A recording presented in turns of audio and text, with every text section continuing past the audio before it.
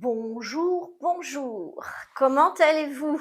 Eh oui, troisième terrain de jeu, sphère d'influence, catégorie de vie sociale. Oh là là, je ne les connais pas. Ils sont étrangers et étranges. J'ai tendance à observer et parler en bien ou en mal, n'est-ce pas? C'est à ça le social. Allez, on va rencontrer des gens. Allez, on va faire du networking. Allez, on ouvre un réseau. On verra bien. Il y aura peut-être que X% de personnes valables, méritant notre intérêt, n'est-ce pas? Ce terrain de jeu-là, il est important parce que c'est vous dans la forêt. C'est vous en train de vous positionner ou d'être dans l'attente, passivité ou action. C'est vous avec ce que vous avez de conscience, c'est-à-dire que vous savez déjà en qualité et en quantité de vous. Donc vous arrivez avec ce que vous aimez de vous et ce que vous n'aimez pas de vous. Alors qu'est-ce qu'on fait en général? Eh bien, on se maquille. Et on ne se maquille pas que de façon absolument, euh, je vais dire comme le font les femmes, mais on le fait de façon comportementale. Donc, on va séduire. Et dans la séduction, il y a quelque chose d'horrible, c'est le sacrifice. On va mentir, alors bien sûr, je dis pas que vous êtes des menteurs, on est bien d'accord. On est dans des synthétisations des comportements, on les condense, on les exagère pour que vous puissiez les identifier. Je m'adresse à vous, mais je ne m'adresse pas qu'à vous. Je m'adresse aussi à votre filtre, celui que vous mettez sur vos yeux quand vous sortez, d'accord? Et donc, quand on tombe juste, finalement, ce filtre peut bouger. Ce qui est intéressant, c'est que quand on va vers les autres, on y va soit en étant totalement détaché, soit avec une attente énorme, soit en conquérant et en désirant exister. Vous savez, il y a une chose que je dois vous dire. Vous avez entendu le mot ego, ok? C'est votre développeur mental qui est capable de construire, de créer, développer et de détruire. Et donc, ce mental, il est égoïque. Pourquoi? Eh bien, on va dire que il prend pour axe ce que vous savez, ce que vous connaissez, et tout ce qui n'est pas dans ce que vous savez et vous connaissez devient dangereux. Donc votre ego, dans le domaine social, a tendance à s'activer, parce qu'il craint une chose plus que tout, c'est que vous soyez inexistant. Et si votre mental analytique, connaisseur, développeur se dit « Ouh là là, dans cette pièce avec ces gens-là, je ne vais pas pouvoir exister ». Vous savez ce qu'il va faire automatiquement? Il va tout faire pour que soit vous dégagiez, soit vous deveniez arrogant. Ça dépend de votre nature.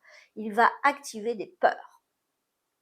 Et à ce moment-là, vous allez activer vos réponses à ça en surjouant des personnages en vous. Donc vous allez activer le mec sur du lit, la nana très très présente en s'appuyant sur son physique, ou vous allez commencer à vous appuyer sur vos compétences, ou vous allez au contraire vous effacer totalement et finalement vous allez rentrer dans votre voiture et rentrer chez vous. Donc c'est hyper important pour vous de poser un regard sur cette catégorie de vie en sachant exactement ce que vous y donnez en mental, conversation, pensée, développer une stratégie comportementale en apprenant, en faisant du coaching, en vous développant physiquement. Et ce qui est très important, c'est que vous puissiez à un moment donné vous dire waouh, c'est que là, je suis là avec le social, j'y pense, je suis terrorisée à l'idée de ne pas être intégrée. inclus, connecté à des groupes, des associations, c'est peut-être tout type de communauté, même religieuse, même culturelle, même artistique, ou encore peut-être sportive, parce que votre mental, dans ces espaces-là, va se sentir, selon la place que vous donnez au social, plus ou moins bien. Ok?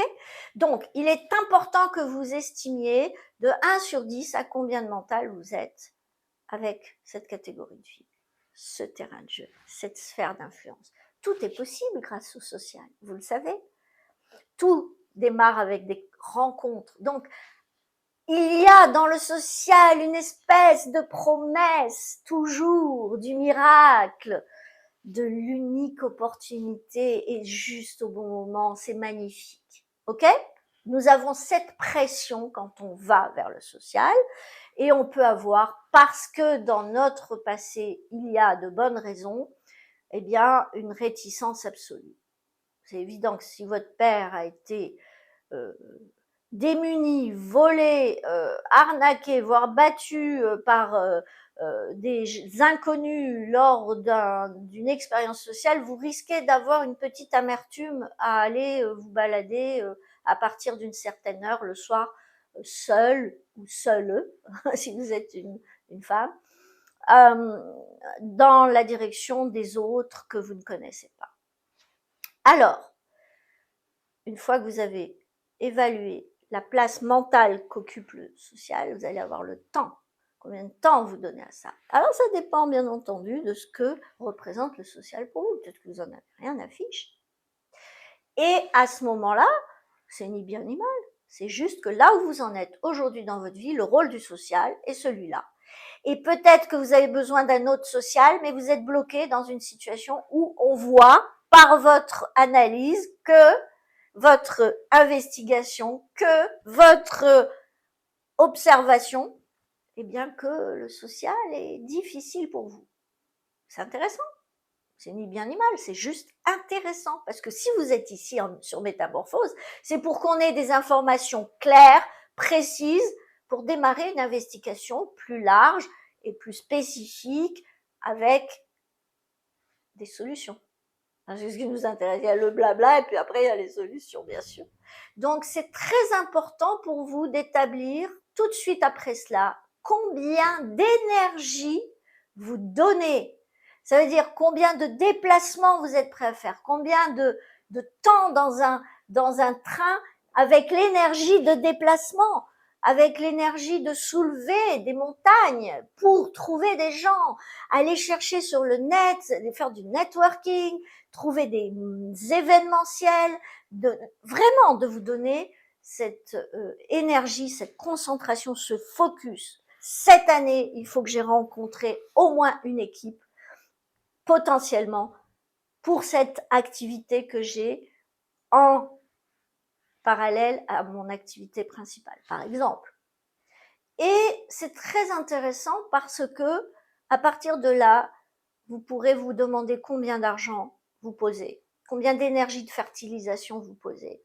C'est-à-dire, est-ce que vous y allez avec votre vieux jean et vous dites, bon, ben, les pompes, c'est pas grave, non, moi, l'argent, je le garde pour mon fils, et vous ne faites pas d'effort financier sur votre représentation, ou alors, vous n'invitez jamais personne à prendre un café parce que vous êtes aujourd'hui dans une étape de votre vie qui n'est pas l'abondance. Et si vous êtes abondant, que vous ne le faites pas parce que vous considérez qu'il ne s'est jamais rien passé dans le social, je ne vais pas commencer à jeter mon argent, j'ai trop de respect pour lui, etc. Vous voyez, comprenez, c'est très important que vous puissiez savoir combien de 1 sur 10 vous donnez d'argent à votre sphère sociale. Et qu'est-ce que c'est le social? Eh bien, c'est cet énorme océan où tout devient possible, nous l'avons juste dit, mais où vous avez une représentation et une responsabilité à mettre vous en scène parce que vous êtes pleinement disponible ou plus du tout disponible.